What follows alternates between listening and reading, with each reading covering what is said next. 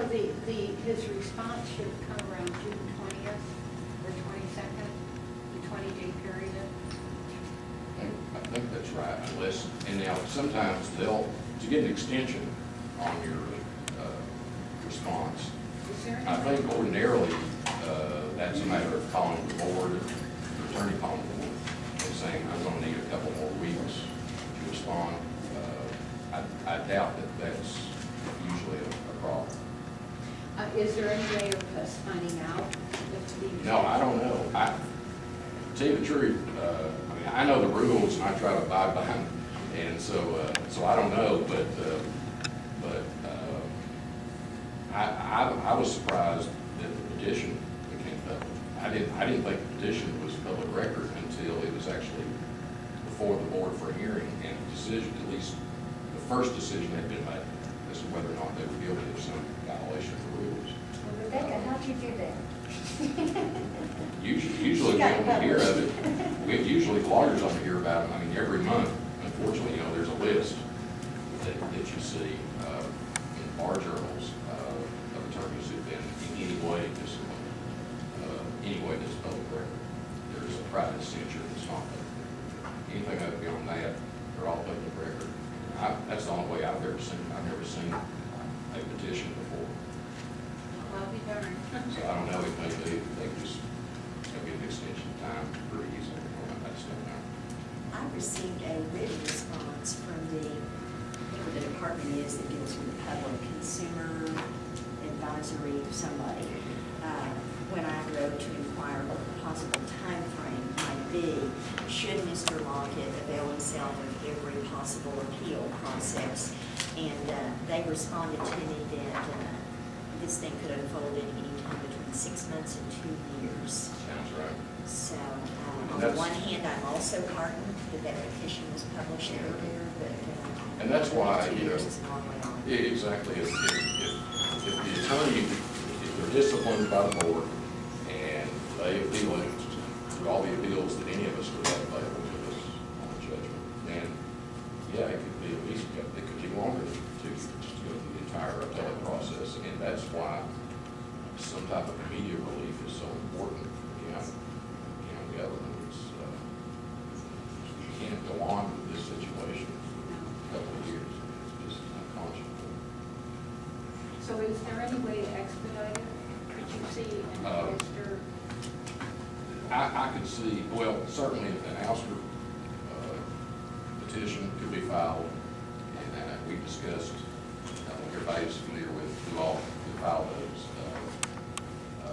The commission could, and I'm sure he will, but the chairman could follow up with the attorney general, in a few more days, I guess, kind of maybe just a conversation or a letter, just politely ask him, could you give us some time frame on a response or something like that?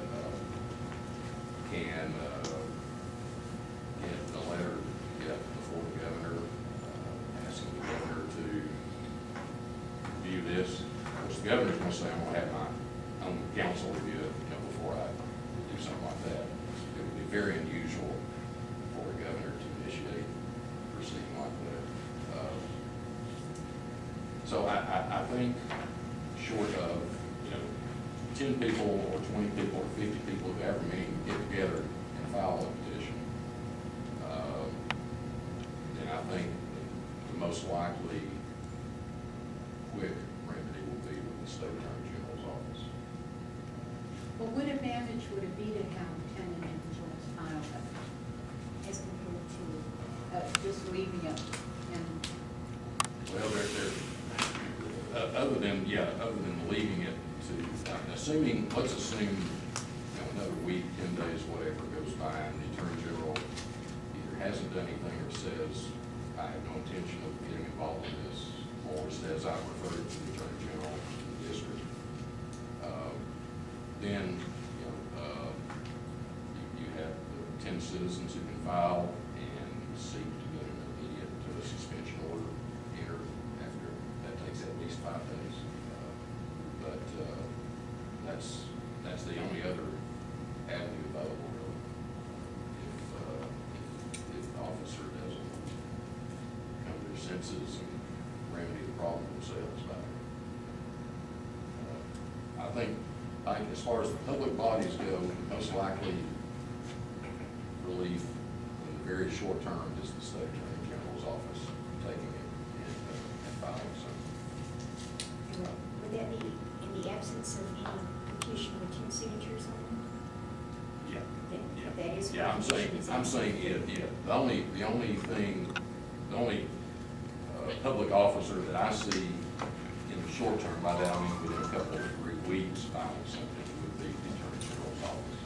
I think the DA has made it clear that he doesn't want anything interfering with his criminal proceedings and investigation, and we can't wait. Certainly, Knox County government should not have to wait for a full criminal proceeding to be conducted, and then use that as the basis for removal. That's a criminal proceeding. It's a very long time. I'd like to ask you about the Ragsdale Ouster.